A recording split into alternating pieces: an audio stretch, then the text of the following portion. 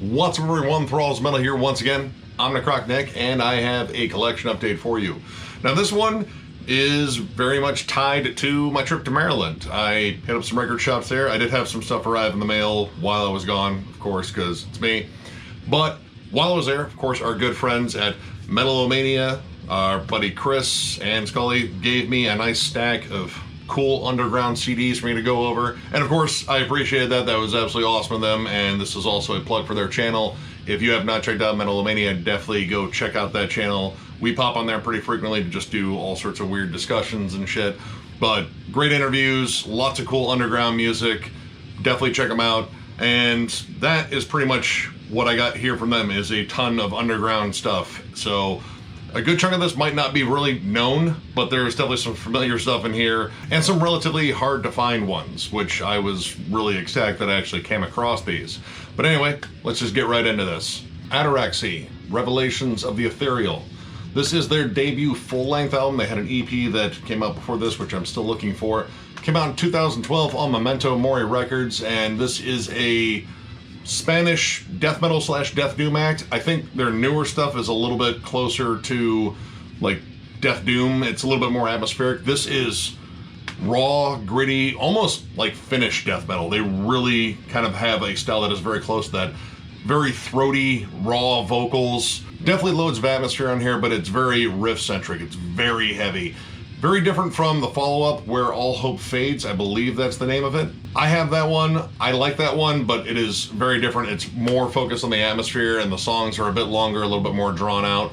This is just riffy as hell. Very similar to a band like Crypts. If you like that style of death metal, where it is kind of death metal, kind of death doom, it kind of wavers in between there. I've heard them called both. I've heard this band called both. This is definitely for you. The only thing I could really complain about on this is maybe the exceedingly long intro on it, but once it got to it, I was hooked on every track. I strongly recommend checking this out if you're a big fan of Finnish death metal and, you know, stuff like that, stuff like Crypts. Again, definitely check this out. It is an absolutely nasty album in all the right ways, so check it out. Bangover, Shovel Butcher. This is the debut full-length from this UK thrash band. This is independently released, though the only tag on the back here is from the British Dental Association, which might have something to do with the song Floss or Die on here. I don't know what to say about that. I don't know if they were trying for like a unique educational plug there, but whatever. This is very straight up thrash, very 80s style thrash. Lots of crossover sort of appeal to it, just in terms of like, you know, the more tongue-in-cheek nature. I mean, there's a song in here about Grand Moff Tarkin, which I love that. I love that song, and I like the fact that, you know, there's a reference to Grand Moff Tarkin. He's an underrated villain. But the thing that's kind of different about it is they go for longer songs. In fact, I think the opening track is over 7 minutes long, so very un-crossover-like. Pretty solid production. I think it's a little bit dry. I don't know, it could like use a little bit of reverb in there. Vocals, I think, are good, but I think they could use a little bit more intensity, like a little bit more variance, because he kind of stays in this, you know, static uniform growl most of the time. It's not bad. It just, you know, like certain parts give it like a higher scream or an extra low roar or something like that. The songs do run a little bit long though. Like just like a little bit of like trimming off bits here and there could probably help them a little bit. For what they're going for, which it has, again, that crossover thrash sort of, you know, mentality, the whole like, you know, fun, you know, kind of in your face sort of style. But if you could trim down a couple of the songs a little bit, like I said, the opening track being 7 minutes, it's good, but it doesn't feel like it needs to be 7 minutes. But overall, pretty solid thrash metal. I mean, very much in the vein of like Exodus, Onslaught. I mean, some UK thrashers there. So yeah, pretty good stuff. If you like thrash metal in general and need a violent reminder to floss your teeth, definitely check this out. Black Sabbath, Tyr. This is the 15th album from Black Sabbath, one of the Tony Martin ones, and this one was hard to find. I was actually surprised to see this on a used CD shelf, and I had to snag it. I'm not the biggest fan of the Tony Martin era, but actually I do like at least 2 of the albums, and this is one of them, Headless Cross being the other one. If I found Headless Cross, I would have been elated. We rank these, yeah, the Tony Martin era does not rank very high with us, but I mean, you're going up against Dio and Ozzy. Sorry, Tony. This is still good though. That's the thing. Like, I think at least the first half of this is, there is a bit of a drop off, and if I ever have to listen to the song feels good to me, which I don't, now I can just skip it, that's great. But the first half, Anno Mundi, I think is really good. The Sabbath Stones, incredible song. Jerusalem, really solid as well. This is a good album, it's just a very different album. Like, if you've only been listening to the Ozzy or Dio era Sabbath, this is gonna sound like an entirely different band. It's a little bit more wash and synths, but I mean, it still has a lot of good heavy Tony Iommi riffs. There's some classic heavy metal appeal in there, like Judas Priest-y vibes. It's a good album. It just does not compare to the rest of the catalog. That's just kind of my issue there, so it did rank a little bit lower. But the fact that this is the original IRS metal CD, that was a pretty cool find. I guess there is some rumor going on that possibly these albums might get reissued.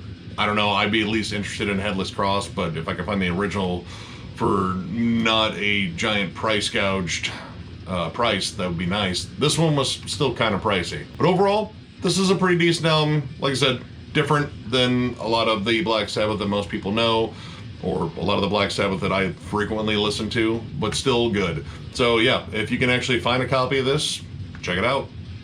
Crowmags Revenge. The 5th album from the New York hardcore legends, and the first one to not have John Joseph on it. This was after their split. This was actually self-released. This is where Harley pretty much took over, and that was a pretty ugly split. In fact, this was the last album to come out before their more recent one that came out, I believe, last year. And this was an interesting listen. It has sort of an interesting kind of flip-flop. It can go from, like, you know, straight up New York hardcore, fiercely aggressive, in your face, Harley yelling his guts out, to almost pop punk.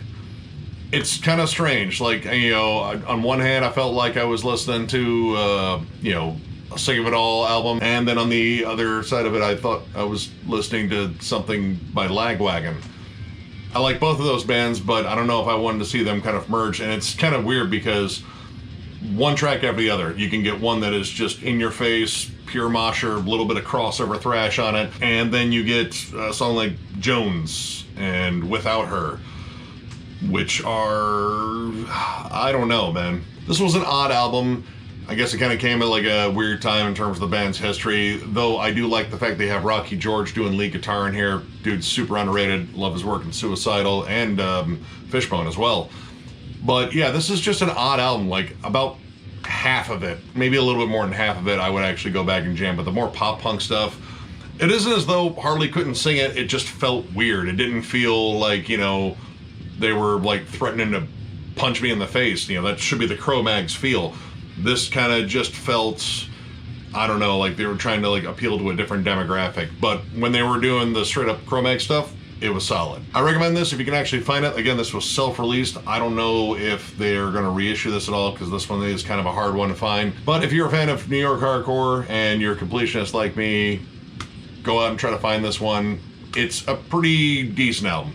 Like I said, the flip-flop thing kind of bugged me, but overall, I like it when they're doing the flat-out hardcore stuff, because that's the kind of shit I love. So yeah, definitely check this one out and get your mosh on. Well, for most of it. Check it out. Dawnbreath. Creatures of the Damned. This is the second album from this Belgian thrash metal act. The name, I think, is just kind of interesting, because the first thing I thought of was like, is that like Morning Breath? Hopefully this doesn't stink like it. Good thing it doesn't. This is very aggressive thrash, almost bordering on death thrash. There's actually like blast beats in here. The vocals are more roared. Very heavy guitars, very thick, chunky guitars. In fact, the production on this is just heavier than hell. Like, everything is loud and chunky. The vocals are a little bit back in the mix. If they brought them a little bit forward, I think they'd have more impact. But overall, I dug the vibe on this. This is just aggressive through and through. Little bits of atmosphere to break it up a bit, which is good because this has a relentless pace and they do like to keep the foot on the gas. But there's a lot of breakdowns, lots of great melodic hooks too. But they're not like, you know, cheesy. They come off aggressive. So the whole mentality behind this, I think, is just being aggressive. And this is a young band. This is self-released. I definitely want to check out more by this band because I really like the style of thrash. It doesn't quite go towards the death thrash side, but it borders on it enough to actually add some extra heft to thrash. Doesn't really sound retro at all, which is kind of cool.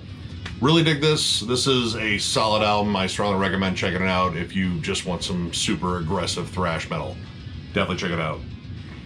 The End A.D Badlands. This is the second album from this Philly-based groove metal / hardcore act. At least that's kind of what they're described as. This is my first exposure to the band, and this was kind of an interesting listen for good reasons and bad reasons. The production here, really good. Thick, chunky, heavy guitars. The style of music, I guess you could say, is kind of a mix between the two. I found it to be more along the lines of groove metal, but the vocalist, she actually kind of brings more of a hardcore energy. And when she is screaming her guts out, she sounds vicious, feral as hell. It's the cleaner singing that kind of bothered me on here, because sometimes it's off key, and I don't know, like the vocal cadences sometimes don't make a lot of sense. It's more or less like, you know, ranting. But that is kind of a hardcore thing, so that kind of works at least with its, you know, gruffer side, but not when it's trying to be more tuneful and melodic. A lot of the songs in here like to take one riff and dry hump it in the ground. Now, I like that. I like when you have one good riff and you just keep working with it and try to build around it, but they kind of just stay on that riff and don't really build too much on it. You do get like some like bridges and such, but the song structure is very meat and potatoes, and the songs can get stagnant quickly, unfortunately. I like a lot of meat and potato stuff, a lot of straightforward, you know, just like keep going. You know, we bring up dry hump on a riff. Well, this is kind of dry hump on a riff to the point of chafing, and you don't want to chafe. That's bad. The fact that this got so repetitious really early on, and the fact that there were those sour notes in there, I don't know, it kind of took me out of it. It's an okay release. It has some promise. I just couldn't really get into it. But that's just me. I still urge you to check this one out and figure out if you like it or not. Just don't take my word for it. What the hell do I know? This may be your new favorite band. I've probably said that before. Either way, the important part is give it a chance, check it out, tell me what you think. Gateway, Flesh Reborn EP. This came out this year on Chaos Records. This is the 4th EP from this one-man death doom act from Belgium. They do have one full length, but it is mostly EPs, and I definitely need to get more, because this is some of the most disgusting death doom I've heard this year. This is peak levels of cavernous production, very layered, very dissonant and ugly. It sounds like it was recorded inside of an abandoned mine. This is almost haunting, but I love the fact that it is heavy and very riffy. Throughout this, you can make out really clever melodies, especially on Slumbering Crevices and Rock Crawler. Those two songs have some incredible melodies, but they're also very heavy. They have just bone-crunching heaviness to them. The only thing I could knock on this is maybe the intro track. Of course, intro tracks are not really my thing, but it does lead into it actually being musical. It's not just waves of noise. Believe me, there's definitely waves of noise on this. This is cavernous as hell, like Hooded Menace and Incantation, and then like, I don't know, portal layers of, you know, disturbingness on it. Just not, you know, like Portal, thank God. I am definitely on the hunt for more stuff by this band for sure. This is just an absolutely sick EP. If you've never jammed this band and you love Death Doom, oh my God, check it out. It's fucking incredible. Check it out. Hammerhead, Essence of Iron. This came out in 2018. This is the debut EP from this young thrash act. In fact, I think the time they put this out, there was still a member under 10 years old. These guys all started when they were under 10 years old, I believe. And I first heard about them courtesy of, you know, it was like Metal Sucks or Metal Injection. It was the Kid Thrash band. And when I listened to them, I was kind of shocked that, like, these guys are really good for being kids. Like, they actually seem to really understand a lot of, like, musical theory and such. And that's apparent on here. Now, it does sound like a very young band. It sounds like a young band trying to figure out what their sound is and who they want to emulate. It's labeled as thrash, but it's kind of like more groove metal, and it's very polyrhythmic. There's a lot of interesting polyrhythms and even blast beats on here, so a little bit of death metal too. A lot of the stuff reminds me of like early Meshuggah, like when they were still like around the Contradictions Collapse era, or even None. Kind of following those sort of like riffs and off-time grooves. Very heavy. The vocals are kind of rough, but I mean, it's a kid singing, you know, voice has to mature as well. And he's still trying to do like guttural vocals and such, and well, you know, puberty's gonna hit and those growls are probably gonna get lower. While the riffs don't really scream very technical, they're, you know, mostly just big heavy chugs, the drum work on here is pretty damn impressive in terms of like the off-time stuff he's doing. And I'd say it's produced pretty well too, which is a good benefit. You can hear all the instrumentation clearly, nothing runs together. This is a good head start for a band as young as they are. Like honestly, you know, bands I saw that were, you know, in high school when I was a kid did not sound this good. This is tight musicianship, and honestly, the more they work at it, you know, they'll probably get a lot better. I know they have a couple other releases. I have not checked them out, but this is just super cool to see kids this young, which I think they're probably teenagers now, all of them, doing stuff like this. This is really cool, and, you know, kind of hope for the future in terms of metal. But yeah, definitely check this out. Honestly, try to remember it's just kids if you're kind of thinking like, well, that doesn't sound very good. These were like legit just kids. So yeah, it's pretty impressive for that alone. Check it out. Integrity 2000. This is the 4th album from this then Cleveland hardcore act. Came out in 1999 and straight up hardcore. This is a band that I got into forever ago, courtesy of like Victory Records samplers. I think I started more with the stuff that I heard on Seasons the Size of Days, which that kind of became a favorite of mine. This was one I was missing from the past back catalog, and this is an interesting one. This was kind of a shift in their sound, only kind of slightly. You get more towards the big shifts, and I think Closure was kind of the odd one, at least in my opinion. This one started throwing in some more industrial elements and weird sort of atmosphere and samples and such. It's really interesting to note that Derek Green from Sepultura and Jason Popson from Mushroomhead are both on this. Now, Derek Green is only on one track, and I can't remember which one. I think it might be Falling Away or Violated, but sounds really cool. Now, Jason Popson, though, is on here a lot. He pops up on, I think, at least 3 tracks because his growl is distinctly different than their frontman's. But he does a really good job in there, and I've always thought Jason Popson's voice lended itself well to hardcore anyway.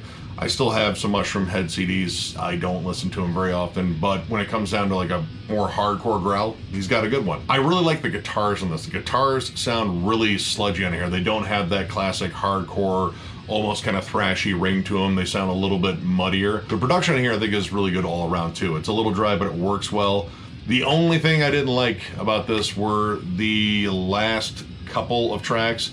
1899 is interesting. It sounds like their attempt at doing like some weird ambient, almost like Johnny Cash sort of like dirge, but it's more weird than anything else. There's a lot of noisy samples, and then the last 2 tracks, both over 10 minutes, both Nord Wars 1 and 2, and it's just noise. It's just noise and drum loops and samples, occasionally a guitar in there. I think maybe some of the other members of Mushroomhead might have helped them with those, but not great. That was kind of a big turnoff. So honestly, this album stops at track 10 for me, and then the rest of it I just kind of ignore. Interesting album, but when it comes down to the straight up hardcore stuff, I really dig it, and I still am a huge fan of Integrity. I still pick up their stuff whenever it comes out. But yeah, still looking to get a couple more of the old ones, but it was glad to find this one. So of course, definitely check it out if you're looking for some nasty hardcore. Integrity is pretty much a staple in my book. Check it out. Pustilence, and I'm going to have to read this album title because it is long and ridiculous. The birth of the beginning before the inception of the end. What does that even mean?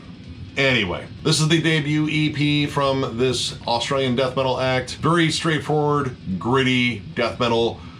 Production kind of follows that gritty sound. It's not muddy though. It's actually really well mixed, and you can pretty much hear everything clearly.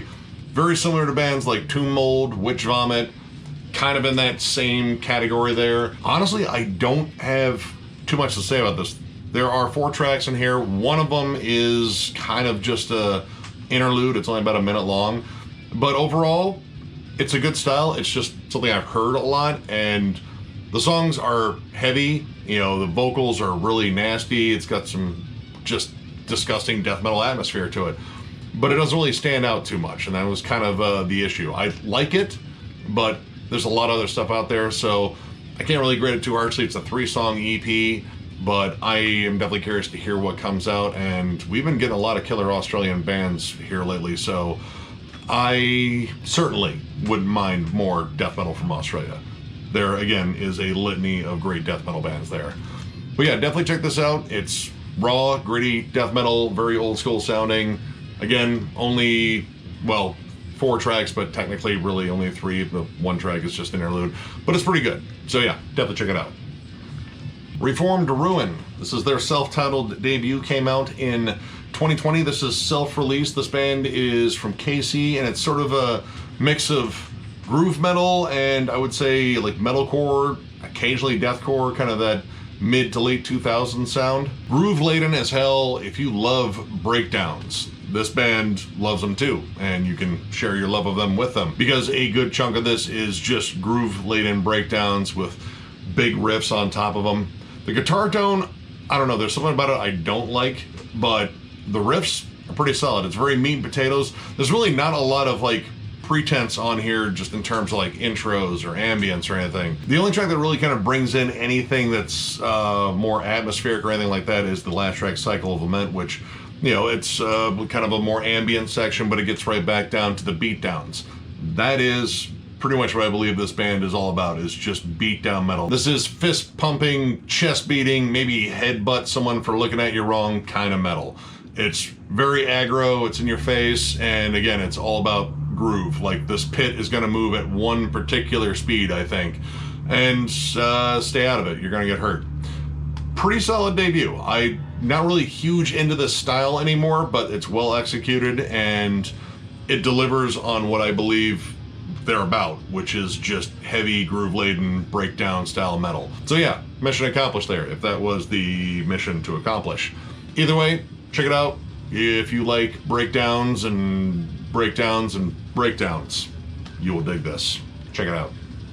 Sergeant Slime, Florida Man EP. This came out in 2019. This is the 3rd EP from this Finnish crossover act. Yes, the legend of Florida Man has reached all the way to Finland. I don't know if I'm proud of that. While I'm not from Florida, I am from the States, and, well, unfortunately we only get known for the bad shit like that. Anyway, this is crossover thrash. It's as rowdy as Florida Man with 3 DUIs and a domestic abuse charge, possibly a pet alligator and a crippling meth addiction.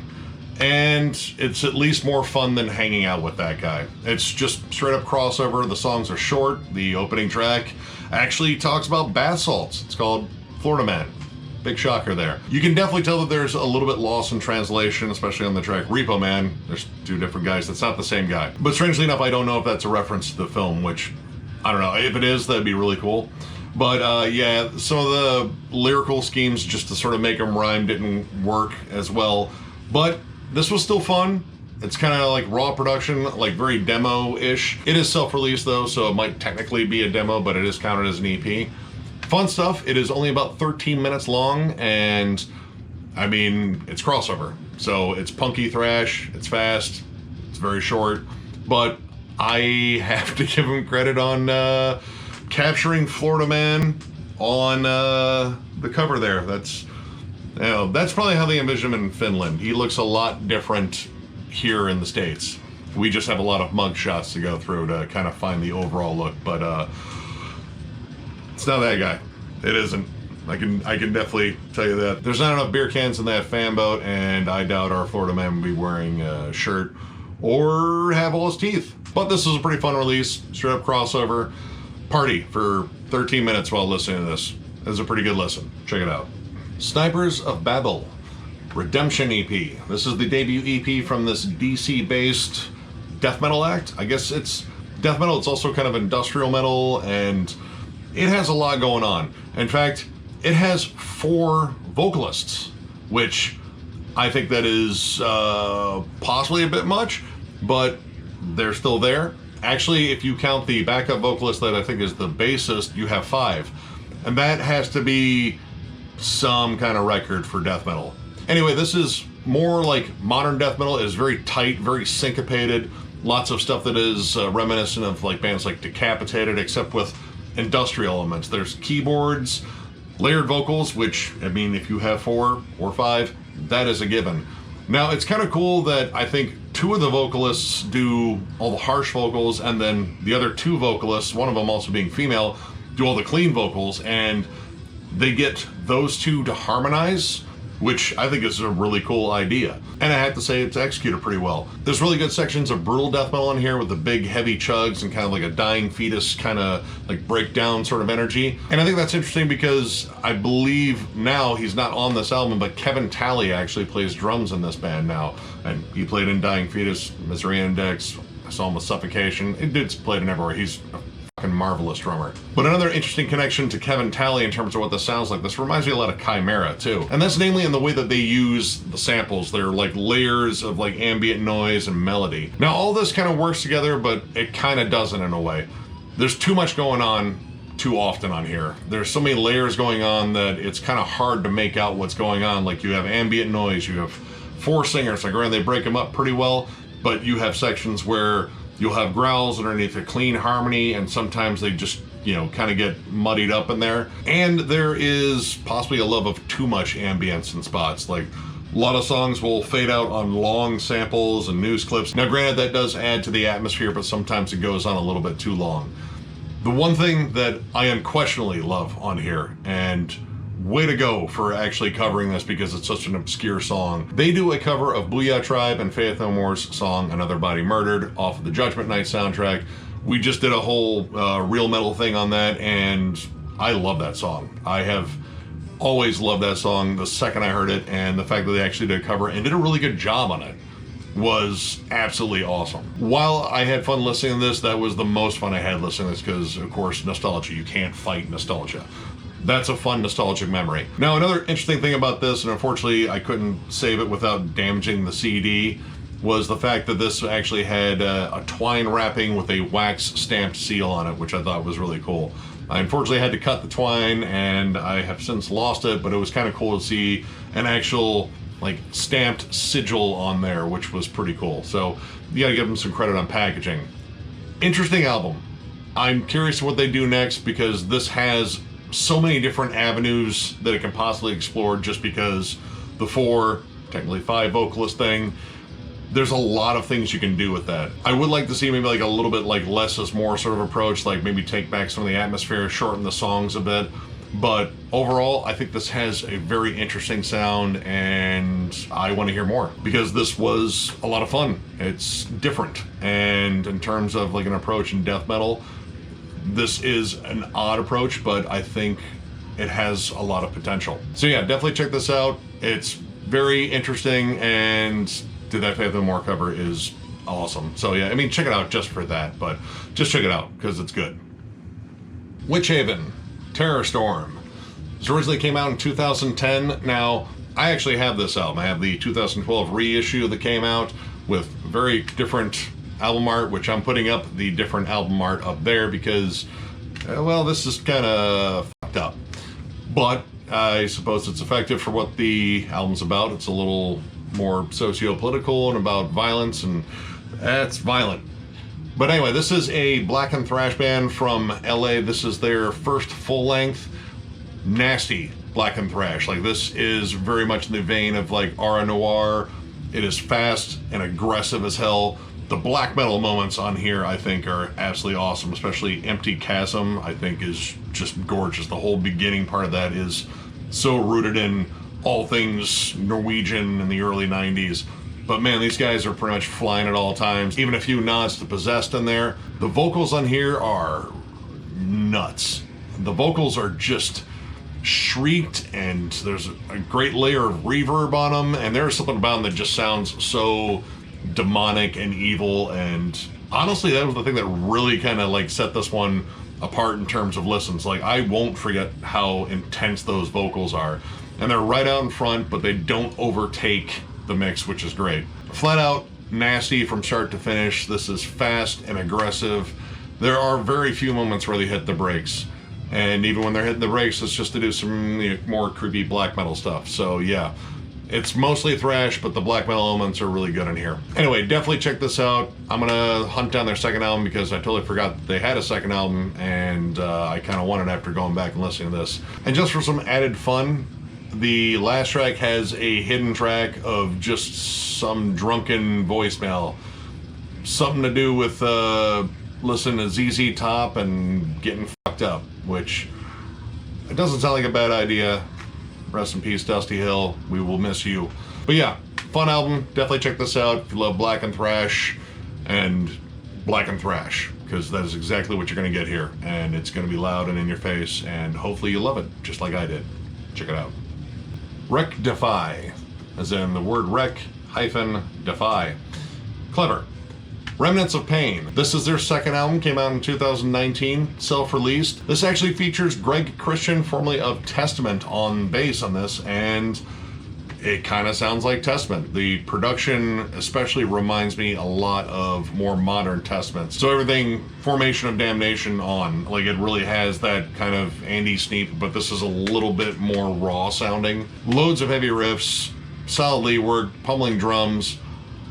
There is a problem, and it's right out front, and it is inescapable. It's the vocals on here. Now, the vocalist on here is Aaron Randall. He did one album with Annihilator, I think the one that came out in '93, like World on Fire or something like that. It's not a well-looked at album by Annihilator.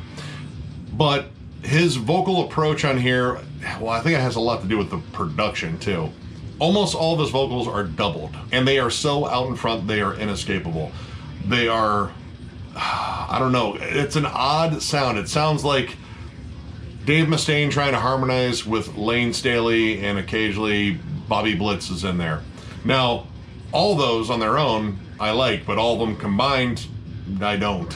It becomes a distraction. Like, it's so out in front that you can't focus on anything else. In fact, I tried focusing on the lead work, and just long enough to realize that the lead work is kind of buried. I just don't know why this dude was so loud in this mix.